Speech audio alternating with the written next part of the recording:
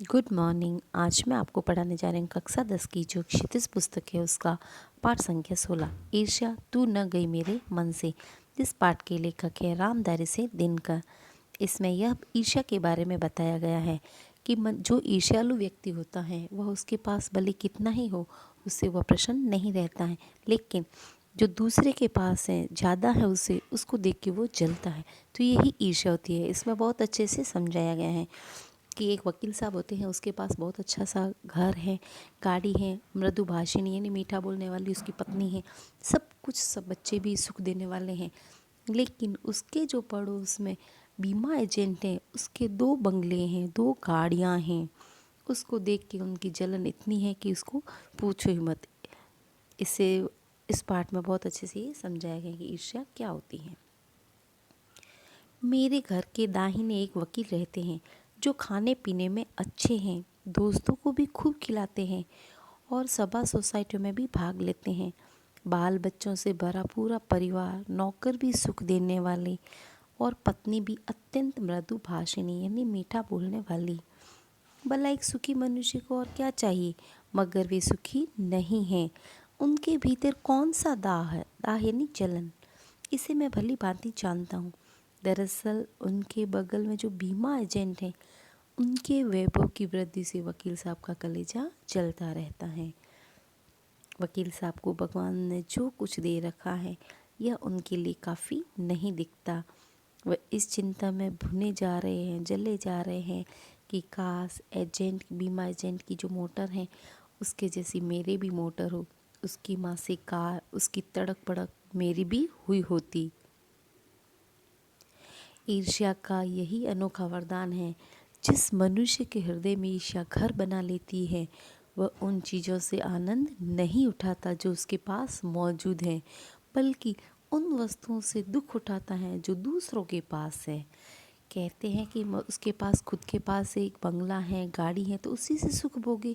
लेकिन नहीं, ईर्ष्या ऐसी ही होती है कि वह जो खुद के पास है उसे सुख नहीं भोगने देती है, और यह प्रत्येक मनुष्य के अंतर्गत होती है।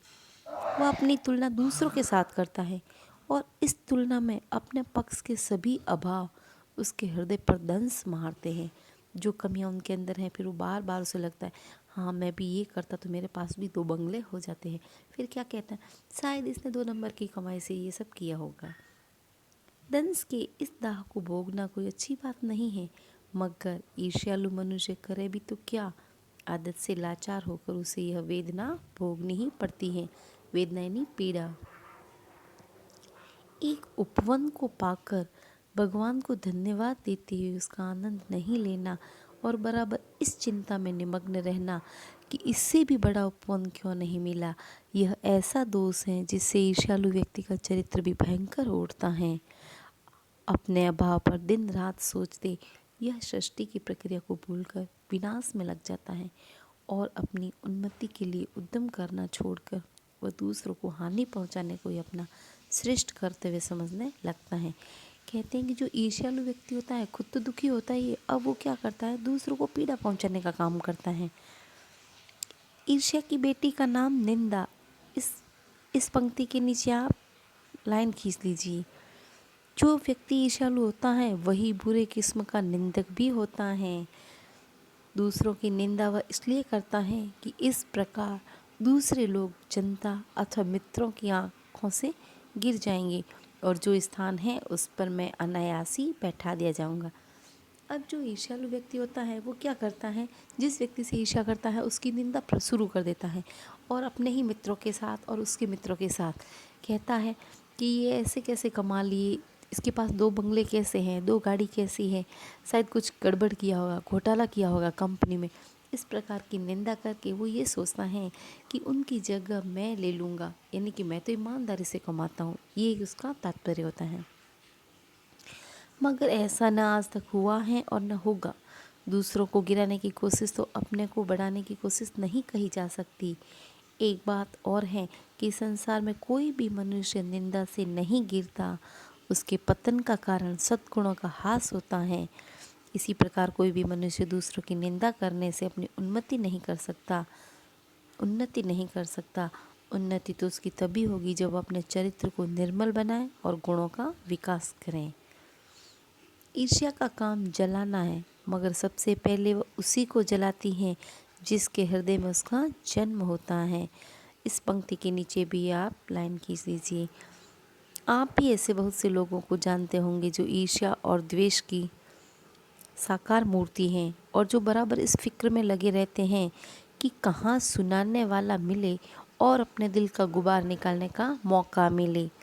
श्रोता मिलते ही उनका ग्रामोफोन बजने लगता है और वे बड़ी ही होशियारी के साथ एक एक कांड इस ढंग से सुनाते हैं मानो विश्व कल्याण को छोड़कर उनका और कोई ध्येय नहीं है।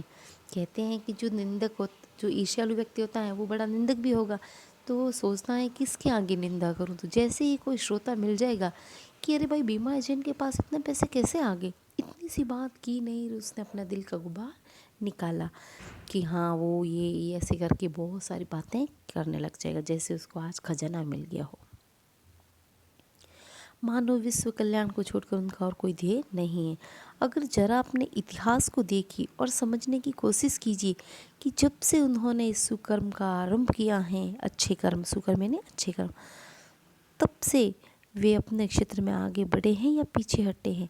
देख लीजिए आप, जो भी निंदक व्यक्ति होता है वो कभी आगे नहीं बढ़ता, वो पीछे ही रहता है। हमें भी इस पाठ के आधार पर यही शिक्षा दी गई है कि जो आपसे आगे हैं आप उनके जैसे बनने की कोशिश करें, ना कि उनकी बुराई करें।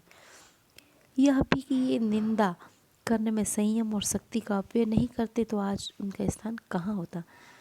यही बात है कि अगर हम किसी की निंदा न करके अपने ही आगे बढ़ने का कुछ रास्ता सोचें तो शायद हम और आगे बढ़ सकते थे, लेकिन निंदा करके हमने अपना ही समय खर्च किया है। चिंता को लोग चिता कहते हैं।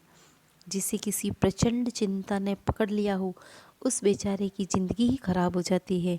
किंतु ईर्ष्या शायद फिर चिंता से भी बदतर चीज़ है, क्योंकि यह मनुष्य के मौलिक गुणों को ही कुंठित बना डालती।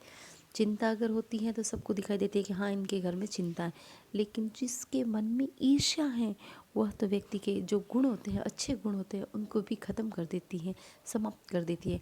जैसे फॉर एग्ज़ाम्पल आप ही बच्चे हो, आप पढ़ाई नहीं करते हो और दूसरा जो पढ़ाई कर रहा है उसके बारे में कहोगे किसने नकल करके वो कर लिया वो कर लिया, तो ऐसा नहीं होता है। उससे क्या होगा कि खुद तो पढ़ता नहीं है, दूसरों की भी बुराई करता है। धन्यवाद।